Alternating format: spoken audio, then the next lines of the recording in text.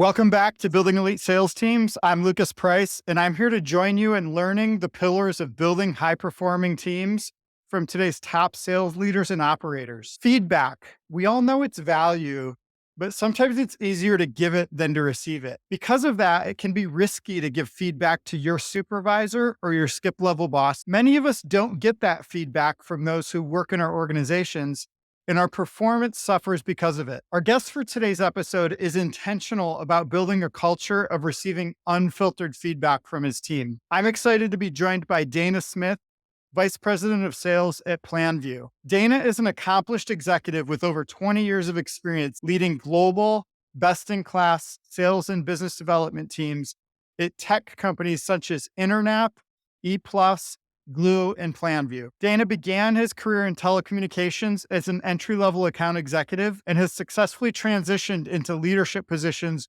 within various industries such as data centers, data analytics, and SaaS. PlanView is a Gartner-recognized market leader in portfolio management and value stream management solutions. Dana is passionate about developing future sales leaders with servant-focused, data-driven, visionary, and disciplined sales leadership. Dana, thanks for joining us today. What else should our audience know about you? Well, first of all, thanks for having me, Lucas. I really appreciate the opportunity to speak with you and your audience. I always tell people, I always state that, if you ask, tell me about yourself. I start off the fact that I'm a father first and foremost, and I say that not lightly because I have 6 children between my wife and I. So, Oh, wow. father. I try to live a healthy lifestyle and I'm probably a little work obsessed when I shouldn't be and need to balance that out. But like many of us in sales leadership, I'm looking for that balance. So I really appreciate the opportunity to talk to your audience. Yeah, that's great. I'm a father of 2 as well. It's definitely one of the most important things in my life. I'm a child in a family of 6 children, and so I have the experience of being on the other end of that. But yeah, that's definitely a big part of anyone's life for sure. You can appreciate the fact that, when you have a family or you have children, you're selling in externally and you have to do some selling at home too. Yeah, for sure. Tell us a little bit about what got you into sales. How did your career end up taking that direction? You might find this interesting. I try to make the story interesting, but when I came out of college, I couldn't really find a lot of sales positions. So my first job was what's called a quality improvement trainer at Xerox. So I had the pleasure of learning about Arthur Deming and quality improvement principles. So my job was to teach sales professionals this. So here I am, this young kid teaching these older sales professionals, and I'm sitting up there trying to talk to them about quality improvement processes and things like that. But I was trying very actively to try to get into entry level sales with Xerox, and they recommended that I go work for a sales agent. So I switched careers at Xerox, and I started managing or a supervisor with a third shift. A dispatch center. So we took calls from incoming technicians, from customers who needed technicians, and we dispatched technicians out there. So I used to do that from 11:30 at night to 8 in the morning. And then I would leave that job and go work for the Xerox sales agent and sell copiers. So that was my first foray into sales. I thought it was normal to work, that many hours, but yeah, that's how I actually got into it, trying to crack into entry level sales at Xerox, going through an agent. And then from there, I moved into telecommunications because that was pretty hot in the early to mid 90s. So a lot of us sort of fell into sales, but it sounds like you knew that you wanted to be in sales and you did what you needed to do to break into it. Oh, absolutely. Absolutely. I must have been the only 8-year-old who, when they had to do, when it was career day, and I brought in my older brother, who was a VP at IBM at the time. And he came in, he talked to the class, and that, my mother was a single parent. So he was a father figure to me. And so I was the only kid probably from 8 years old that didn't want to be an NFL player, didn't want to be a baseball player. I wanted to be either a Xerox salesperson where my other brother worked, or an IBM salesperson. Very career motivated even at such a young age. Yeah. And obviously you've had must have had a lot of success in sales because you moved into sales leadership. Where did that drive and determination come from? I believe I've always possessed that work ethic and drive just growing up the way I did, where, we weren't very affluent. My father passed away early. So my mother was a single parent trying to raise these kids at very various ages. And it was a challenge for her. So we never, I never was allowed to sit around the house. I was a paper boy. I had to paper out, handed down to me from my brothers to me. So it was like in our family for many, many years. Started working in high school, worked throughout all of college. And so I can't remember a time where I haven't worked. Yeah. So you always had that like, all right, this is what it takes to Yeah. make my way and move ahead in this world. Yeah. There wasn't a lot of ice cream money being given out, so we were, if you wanted ice cream, you better go earn that ice cream by cutting grass, paper out or something. Yeah. Thanks for sharing that with us. And then tell us about the transition from being in sales to being in sales leadership. Sure. It's I'm gonna tell a dirty secret of mine, but I never on my career, I wasn't in sales very long before I went into leadership. I was probably a sales rep for about a year. Mhm. Telecommunications, knocking on doors, cold calling. In fact, in order to get the job, you had to get a cold call closed. And it was a company called AllNet Communications. And there's many, many graduates of AllNet Communications that are successful throughout business. It became Frontier. Then I think eventually became part of MCI. But back in the day, it was AllNet Communications, and I guess I can say this because they're no longer around. It was a brutal atmosphere. I mean, if you did not get a sale within probably a couple of weeks, you were exited out the business. So it was a daily, very transactional sales atmosphere. So if you did that successfully, and I did it for successfully almost a year, went to President's Club my first year there, they promoted you into sales management. So I was a very young sales manager. So, from there, I just continued to try to, navigate sales leadership. But I would say there wasn't any moment of truth.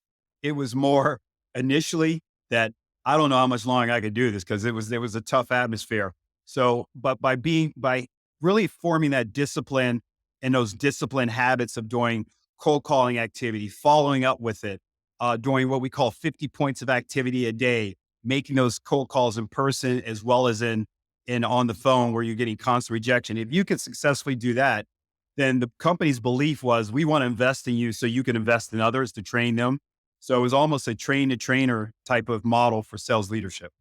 Yeah. And then so you've had a bunch of jobs, telecommunications as we shared, but experienced leadership in many different tech related areas, eventually landing at PlanView. Tell us a little bit about PlanView, what you're doing there and some of the things that PlanView does for its customers. Yeah, I've been fortunate to have had some great mentors. If I could name a few, Yeah. Randall Thompson, who's a three-time CRO, had successful exit. Most recently, a gentleman by the name of Dave Frechette, who's a three-time CRO, and I've worked for him for the last three employment opportunities.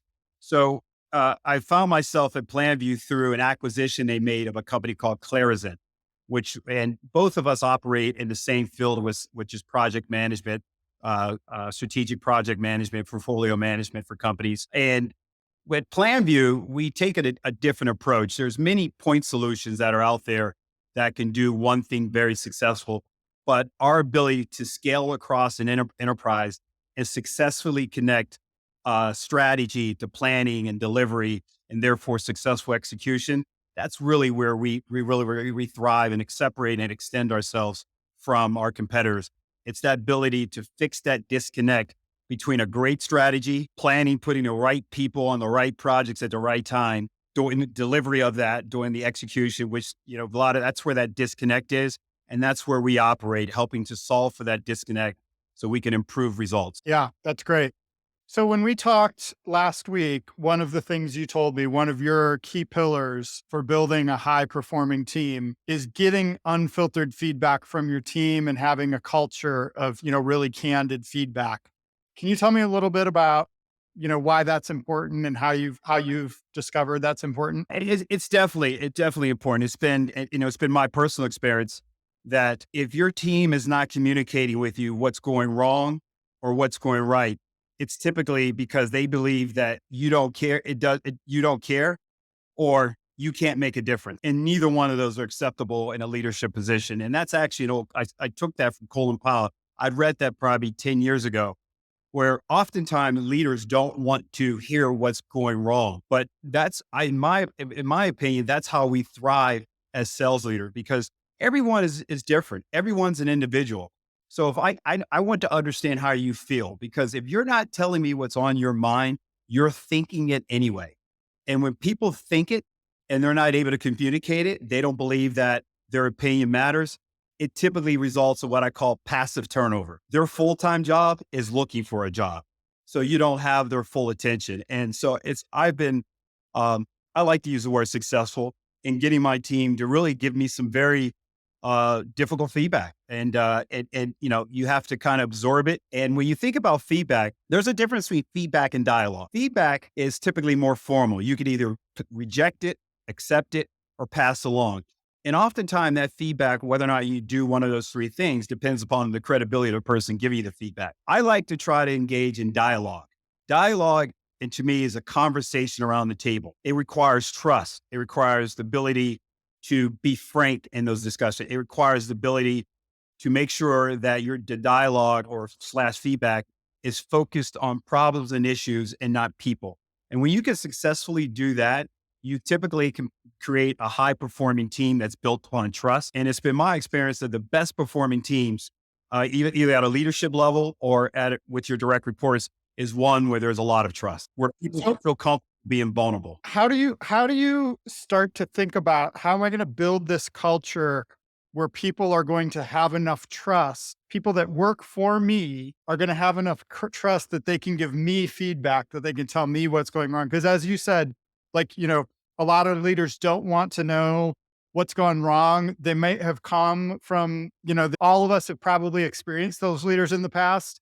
And so how are they going to come in and find, okay, Dana's different. Dana's wants to know this stuff. Like how are you going to prove the safety for them to be able to do that? Yeah, good question. And there's no easy answer or canned answer in that. I think it's all situational. But I'll give you a personal experience on that, or personal viewpoint on that. It Yeah. starts with your own behavior. Is your behavior, do you exhibit the behavior of one where people feel that they could be vulnerable with you? You won't take it to their advantage. It starts with the interview process, giving back constructive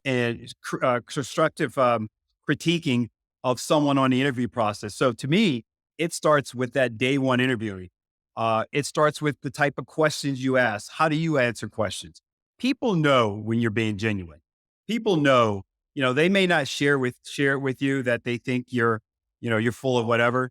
But if you're a leader that's full of a bunch of hyperbole, a bunch of euphemisms, and a lot of locker room talk, and then you don't hold yourself accountable to that standard, then why would people believe you when you tell them, "Hey, be honest with me, tell me how you feel"? So Yeah. a lot of that starts with your own personal behavior. Yeah, no, I totally agree. I remember reading about the idea and trying this idea out and it really working of like, hey, go for when it comes to being vulnerable, go first. As a leader, like that really makes a difference. If you're able to be vulnerable, you're able to share, what your challenge is, where you feel like you're living up and not living up it to, what you can be as a leader and what you're accomplishing for the company, then that provides the space for other people to feel like, oh yeah, I'm allowed to be vulnerable as well. I also think as a Yeah. leader and curious to have you respond to this. I mean, one of the things I've experienced is that when I have someone who works for me, who comes in and tells me, all right, these are the problems I'm having. This is where I need to get better. I feel a lot better about that person than the employee that comes in and tells me, oh, yeah, everything's good. You don't have to worry about me. I don't need any help. That's the person I'm worried about, not the person who tells me exactly where they need help. That's exactly right. You nailed it. I mean, it's that vulnerability, we associate that with a negative connotation, being vulnerable. And I felt the same way. These are lessons I've learned. I would probably say over the last 10 years. My original leadership style, I was a very animated, loud coach. Beat you down and build you back up, and thought that was the right way to do that. And that's not. You invest in your people much more than that.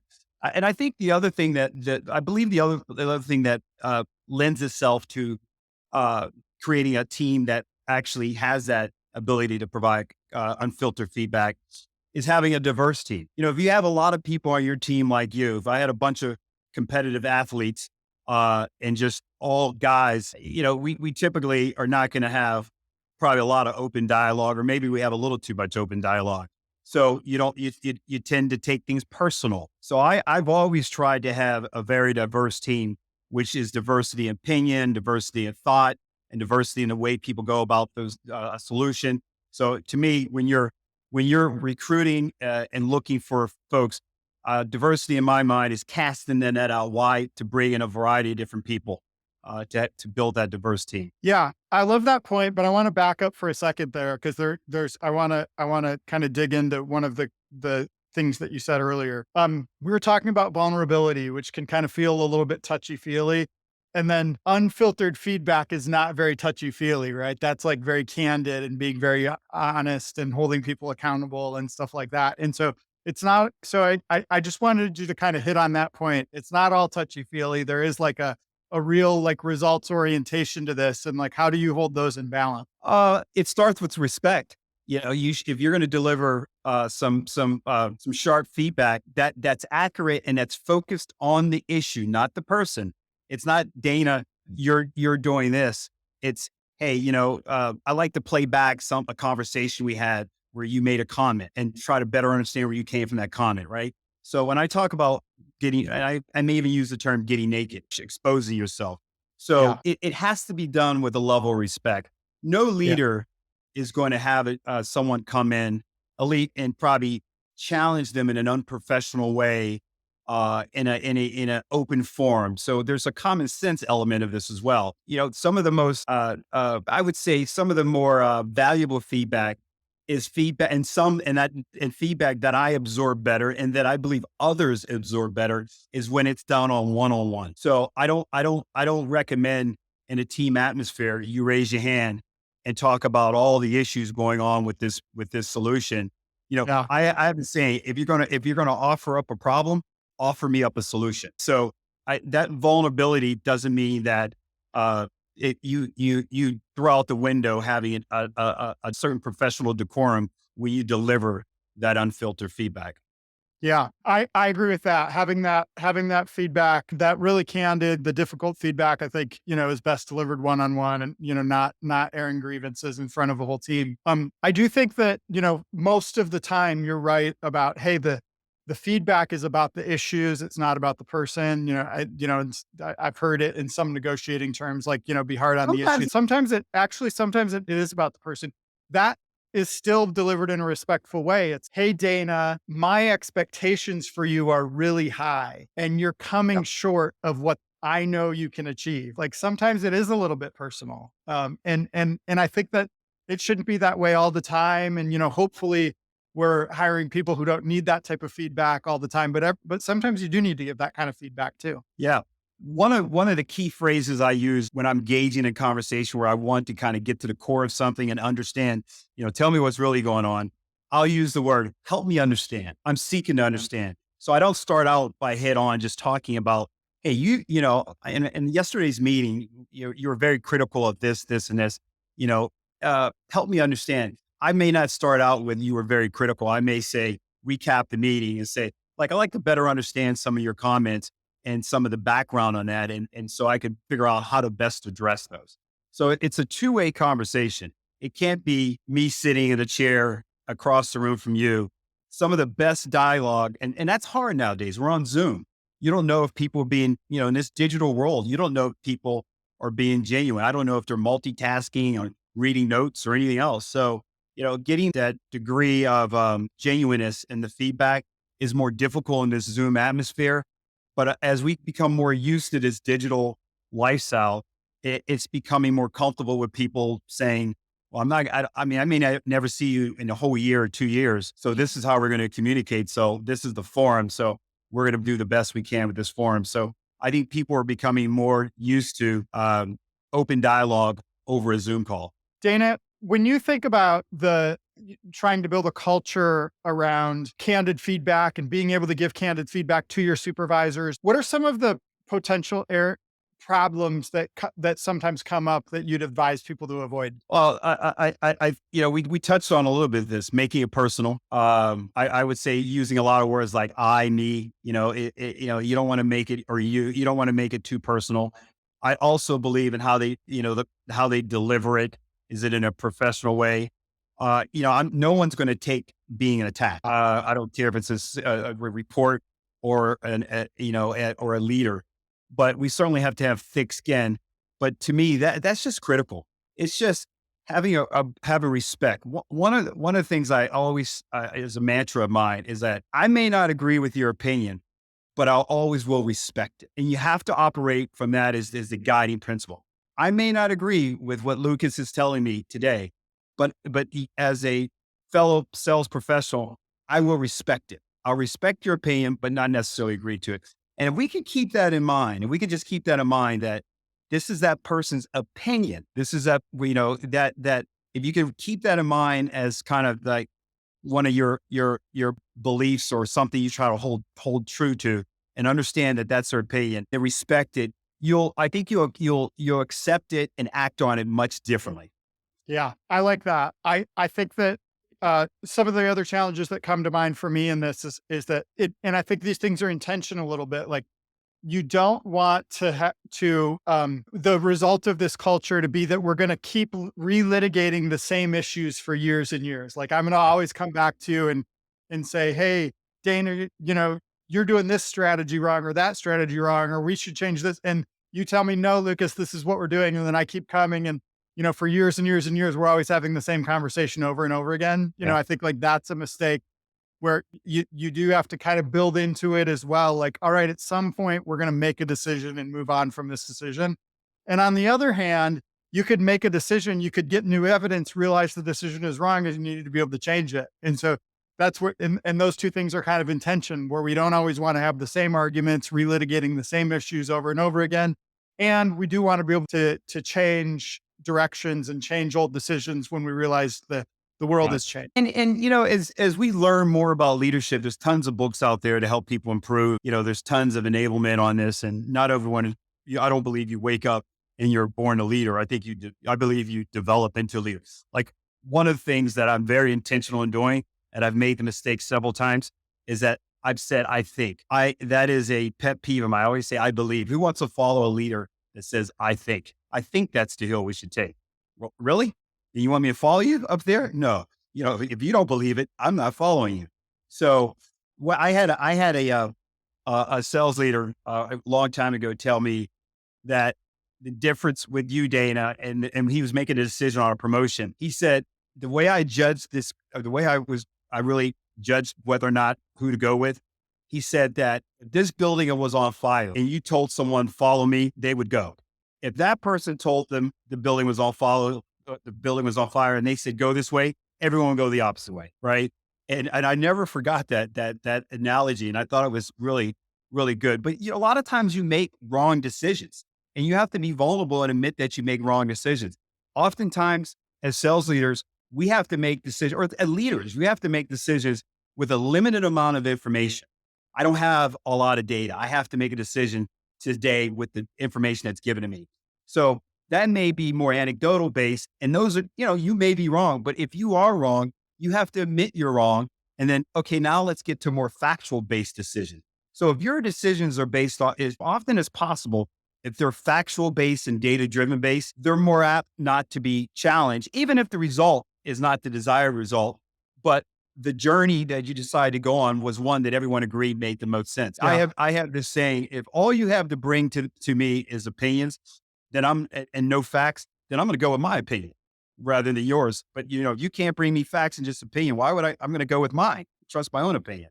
So you Yeah. try to make decisions based on facts so that people feel comfortable as a team to kind of say, okay, we let's regroup. We didn't get the desired results. Let's do analysis and see where we were wrong with this hypothesis. Yeah, I agree with all that. I always also tell people though, I mean, maybe you have the same experience as me with this, maybe you don't. But I always tell people though, I like when you bring me strong opinions, even strong opinions that I disagree with, because sometimes I don't really know what my opinion is until I hear some other people's strong opinions. And then I'll be like, oh yeah, or even like, oh no, I don't agree with that. I was sort of 50-50, but when you explained it, I realized, which side of this fence I fall down on. So I think this having strong opinions around me as a leader is really valuable to me, even when I don't agree with them. Yeah. Yeah. I mean, and someone with very strong opinions, that's a window into their personality. This goes back to knowing what your people are thinking. I want to know what's on the mind of my salespeople because I don't mean this in a derogatory way, but how do you get into someone's head? How do you put yourself in their head and you have to know them and how do you know someone? You know someone by when you talk to them, engage in dialogue, and you know something about them so you can better understand their thought process. Tell me a little bit about the importance of discipline and consistency in sales. Yeah.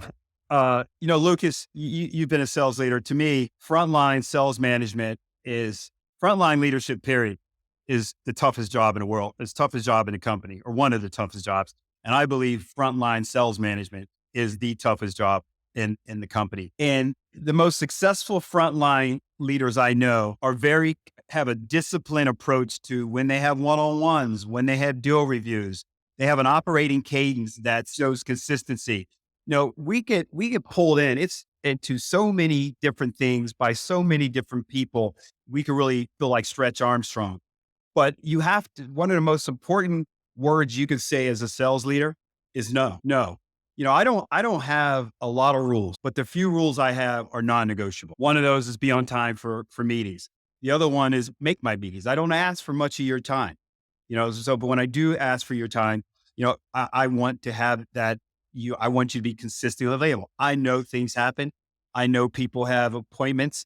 I know they have customer facing appointments. But if you know that I'm consistent when I have a one-on-one, well, it's not a surprise that it's Thursday at 1. So why did you set an appointment through there? Or if you know we have a deal review and it's on every Tuesday at 2 o'clock, well, that's in your calendar. So I have an operating cadence I publish in a form that it's in their calendars all the time. They know where their one-on-ones are.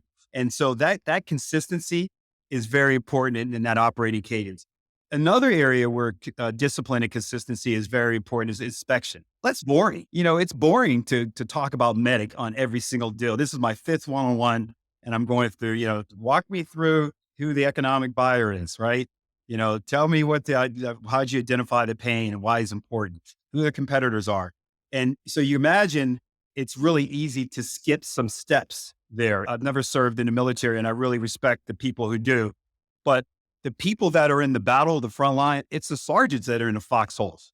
It's not generals and colonels and officers. It's the sergeant. That's the toughest position, that front line, right? So you have to be consistent in your expectations for people in order for them to understand what's necessary to be successful. And when you're not, they sense that. They sense that. You find yourself start changing one-on-ones a lot. You find yourself starting to move meetings to accommodate people. And once you start doing that on a consistent basis, it's very hard to pull back. It's very difficult to pull back. I love that on a bunch of levels. One of them is that, when I've had bosses that have been inconsistent or canceling one-on-ones at the last minute, I've hated it. I always come to those one-on-ones with something important. And so I don't like it when I've had bosses that are moving it around. And so I try to understand that my employees are going to have that same perspective where it's like, it's a resource for them to be able to do that. And so, having that consistency is a really important thing for them. And then modeling that consistency, I think like one of the things about sales is that the rewards in sales can be very inconsistent. Like I'm going to go to work today and I'm going to work all day and I'm not going to close a deal. But if I keep doing that, by the end of the quarter, I might get my 3 deals, or in a different type of sale, I might get my 2 deals at the end of the year, or whatever it is. And so the rewards in sales are inconsistent, but you have to keep doing the work every day, even the days that you don't get the reward in order to get the rewards. And so modeling that consistency as a leader is like showing a salesperson what they need to do in order to get their reward. I'm not perfect at this by no means. So, if any of my employees that watch this podcast, I hope they don't think I'm saying I'm perfect there. But I would say that I strive to achieve that. I make a conscious effort. And what's really interesting is that if your one-on-ones are not, and I guess I could say this, it's 2024. If your one-on-ones are not necessarily a colonoscopy where they're walking in, that they think they're actually looking forward to. I have some of my salespeople that, well, darn day, I really have a lot I need to talk to you about today. I want to get your opinion on this, and this. Your people have to find value in your leadership, or if they don't find value in your leadership, then you're just a manager. And, Yeah. I believe I learned very early on that you manage processes, you lead people. You have to lead people. And that's not an A to Z thing. There's a lot of twists and turns leadership takes. And it's not like, managing workflows or managing processes or, product development or something. Leading people is inherently difficult. Yeah. Dana, lots of great stuff in our conversation today. To start to wrap us up here, what are a couple of takeaways that you have? I would say, number one, invest in your people. And that starts with the hiring process. Sure, you're bringing on the right people with a very fulsome, thorough hiring process that involves a lot of eyeballs. Because if you hire the wrong people, today's world, we have sales enablement, elongated sales cycles. So it takes about a year to figure out whether or not someone can do the job. When I came up in sales, you just went through sales training, spend, and that was it. So, making sure that you invest in your people. I would say number two is that, and this is another thing I advocate, don't water your weeds, folks. And when I say don't water your weeds, when you've identified someone that's not going to be able to be successful, do them a favor as well as yourself and make a decision very quickly. So don't water those weeds. I would say third on this is be a very genuine leader. There's nothing wrong with saying you're wrong. There's nothing wrong with saying I don't know. Because if you really solicit a lot of input from a lot of your teammates and you make it a collective decision with they feel comfortable, give you that feedback, you'll make far better decisions. And then I would say lastly, as I'll quote one of my former CROs, Randall Thompson, you can't change your people, change your people. That's some great information. I really enjoyed our conversation. I have some great takeaways from our conversation as well today. Really like the emphasis on kind of people have to learn to become great managers. You can help them develop that emotional intelligence. Great leaders, Yeah, not great managers. lead. That's right. And then the importance of the consistency and having that operating cadence, demonstrating that consistency to your salespeople, and being there as a resource for them, expecting that type of consistency from them as well. So those are some of my takeaways from today's conversation. Dana, where can people find you online? Please look me up on my LinkedIn. I have a lot of connections. I value every connection. This is a digital world where, this is how we're going to meet people, through connections. I value forums like this. So I really appreciate you having me as a guest on your podcast, Lucas. And I wish you and your listeners and viewers all the best. All right. Yeah. Thanks for joining us. And to our listeners, if you enjoyed this episode of Building Elite Sales Teams, please leave us a 5-star review in your podcast app. And you can find more of our content online at yardstick.team. If you have any feedback for us, you can connect with me on LinkedIn. Thank you for joining us.